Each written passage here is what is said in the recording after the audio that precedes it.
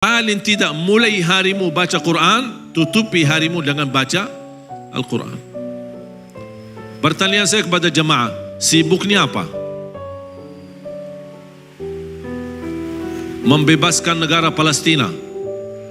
Oh, itu sibuk. Barangkali ada tujuan, Masya Allah, untuk melepaskan Palestina dari penjajahan Israel. Itu kesibukannya. Kalau itu kesibukannya, insya Allah uzur. Tapi kalau kesibukan yang urusan nafkah, urusan kerja, urusan hutang, urusan rumah, itu bukan namanya kesibukan, itu kewajiban. Makanya kadang-kadang aku heran kalau melihat aktivitas kita terlalu banyak waktu yang kosong tapi tidak dimanfaatkan. Sedangkan mau khatam Al-Quran sebenarnya tidak perlu waktu banyak, apalagi bagi orang yang lancar. Dan sangat mudah untuk kita khatam. Saya akan kasih metode, mau enggak? Tapi semangat khatam ya. Membaca Al-Quran sampai khatam walaupun tidak memahami isinya boleh. Sekali lagi, membaca Al-Quran sampai khatam tapi tidak mengerti sama sekali isinya boleh. Kenapa? Karena ingin meraih setiap satu huruf 10 kebaikan. Meraih satu huruf 10 kebaikan tidak harus faham. Menhayati, memahami isinya, apalagi menamalkan, itu lagi tinggi pahalanya dan besar karunia dari Allah SWT. Berarti baca walaupun tidak faham isinya tetap dapat setiap satu huruf 10 kebaikan. Satu hari satu juz, 30 hari 30 juz. Cocok? Siap? Bisa? Satu hari satu juz, 30 hari 30 juz. Setiap waktu salat baca 4 halaman. Setiap waktu salat baca 4 halaman. Kalau Quran Madinah sama cetak, sekarang sudah di Indonesia sudah banyak model seperti model Madinah. Kalau setiap satu juz 20 halaman sudah disusun seperti itu. Setiap salat 4 halaman kali 5 waktu berapa? 20 halaman sudah tamat satu juz. Mau lebih mudah lagi? Masih mau? Saya kasih lebih mudah lagi. 2 halaman sebelum salat, 2 halaman habis salat. Gimana? Cocok? 2 halaman, 2 halaman. Tahu nggak 2 halaman apa? Satu kertas. Satu kertas. Satu. Bola balik.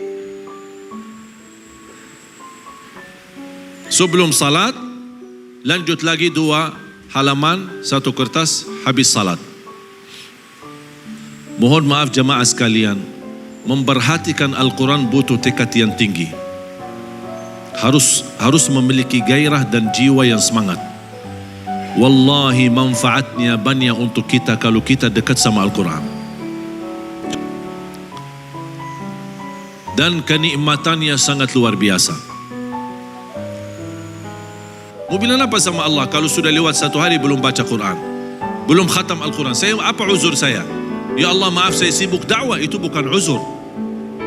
Selama kita masih bisa menyesuaikan waktu di jalan, saya selalu mendorong jemaah, bacalah di jalan. Kalau tidak sempat malam hari, tidak sempat subuh hari, sempatkan di jalan. Yang bawa mobil, baca ketika lagi berhenti, lagi stop, lagi lampu merah, lagi macet. Manfaatkan walaupun 1 halaman, walaupun 1 ayat. Saya belajar dari guru saya, setiap masuk masjid, buka Al-Quran, baca walaupun 1 ayat. Saya dalam berjalan kemana-mana, kalau mampir ke masjid, saya masuk masjid, buka Al-Quran. Masuk ke musalla, cari Al-Quran, buka Al-Quran, walaupun baca 1 ayat.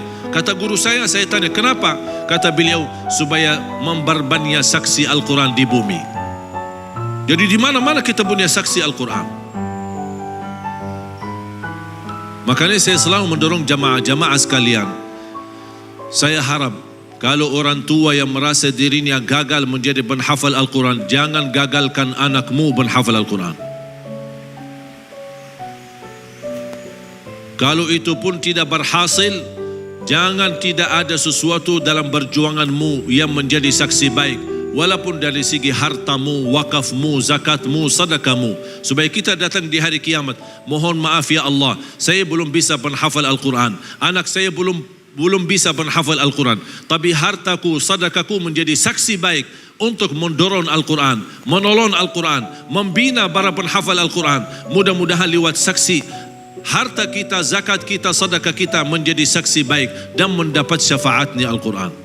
Ada yang mampu dengan tenaganya, dengan fisiknya, dengan otaknya, dengan ilmunya, dengan kelebihannya. Ada yang mampu dari segi hartanya, dari segi wakafnya, dari segi apa saja, silahkan. Jangan tidak ada perjuangan sama sekali. Dan selalu doa saya, ya Allah, mohon jangan cabut nyawa saya sampai terwujud 1 juta menghafal Al-Quran sesuai bacaan Nabi Muhammad sallallahu alaihi wasallam, ijazah dan sanad. Allah telah menjanjikan dalam suratul Waqi'ah ayat 77, innahu laqur'anun karim, sungguh Al-Quran itu mulia dan memberikan kemuliaan. Sayang sekali kalau terjemahan bahasa Indonesia belum begitu sempurna untuk memaknai ayat-ayat Al-Quran.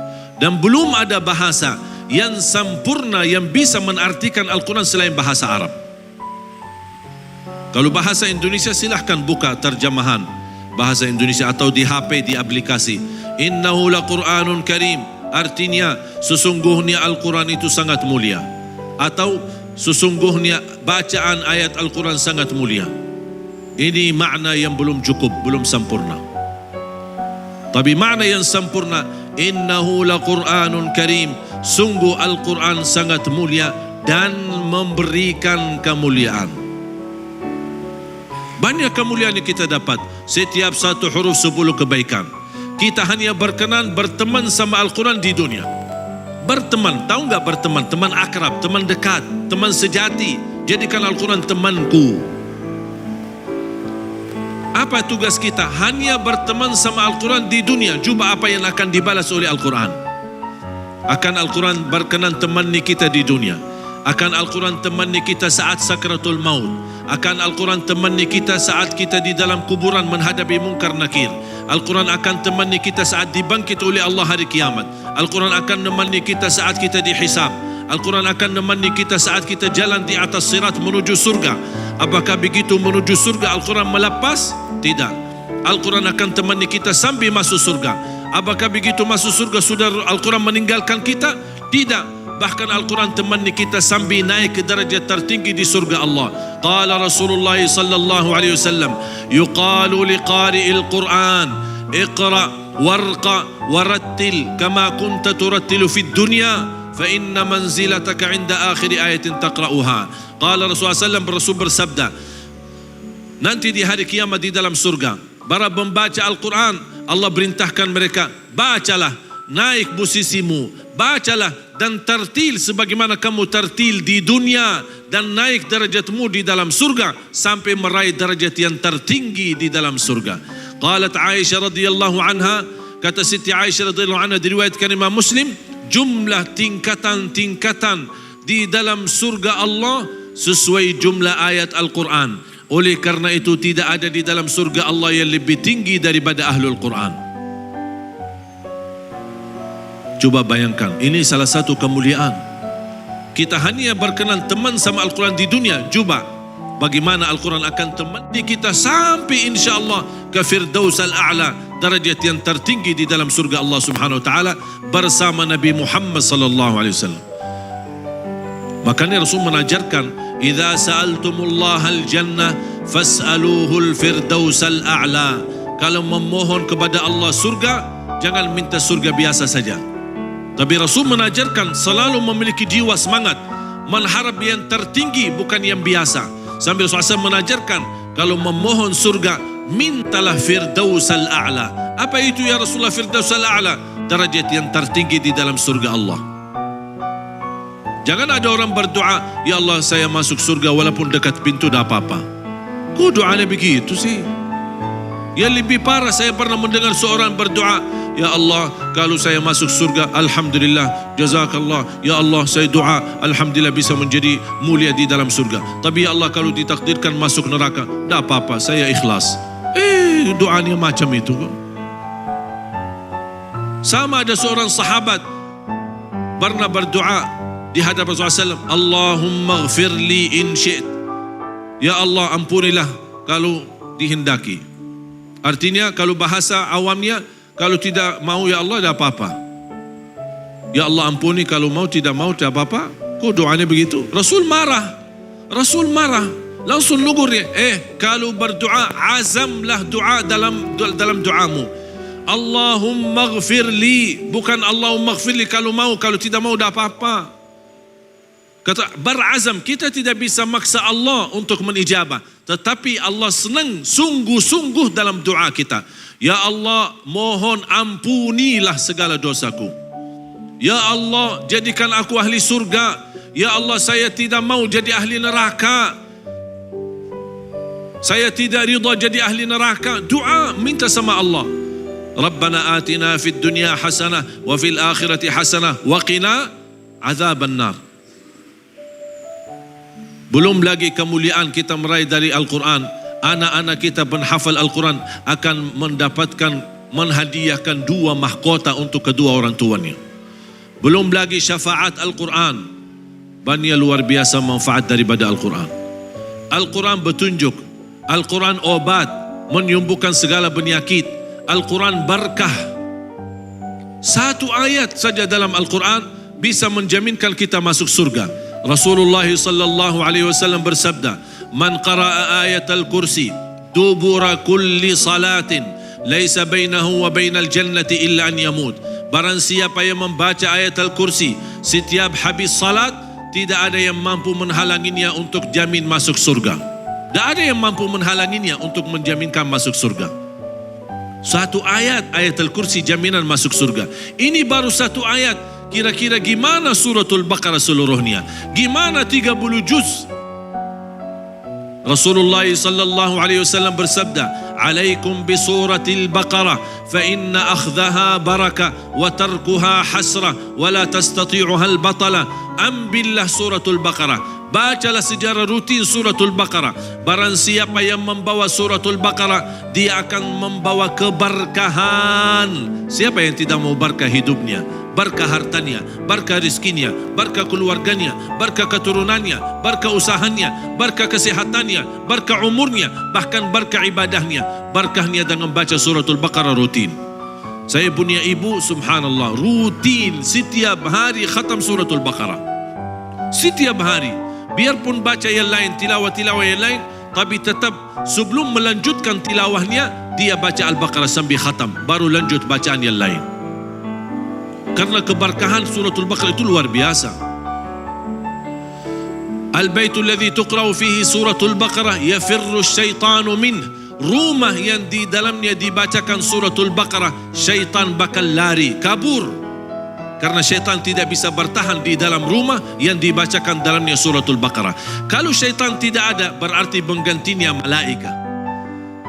Kalau bapa ibu sering merasa tidak nyaman di rumah, sering anak kita bawel dan tidak bisa mentaati, sering terjadi ributan antara suami istri, ingat, di rumahmu banyak syaitan. Bagaimana supaya diusir syaitan dari rumah kita? Baca Al-Baqarah dalam rumahmu. Semangat, selalu niat. Mulai segala amal itu dengan niat. Niat, azam, tawakal. Niat, azam, tawakal. Pasti akan selalu disertai pertolongan Allah subhanahu wa ta'ala. Tunjukkan yang terbaik. Jadikan Al-Quran membawa syafaat untuk kita. Agar mudah-mudahan, insyaAllah sedekah kita, perjuangan kita menjadi saksi baik. Sedekah jariah yang tidak terputus pahalanya sampai hari kiamat. Dan mudah-mudahan dengan perjuangan kita, wakaf kita, harta kita, zakat kita, sedekah kita, mudah-mudahan mampu membawa kita nanti di hari kiamat bergabung bersama ahlul Quran yang akan dibawa mereka dekat sama Allah subhanahu wa ta'ala. Karena ahlul Quran orang-orang yang terdekat kepada Allah. Saya doakan semoga yang hadir semua diberikan karunia Allah dan kemuliaan menjadi ahlul Quran, para pencinta Al-Quran, para penghafal Al-Quran, ahli tilawatul Quran, dan juga berakhlak akhlakul Quran dan membawa syafaatnya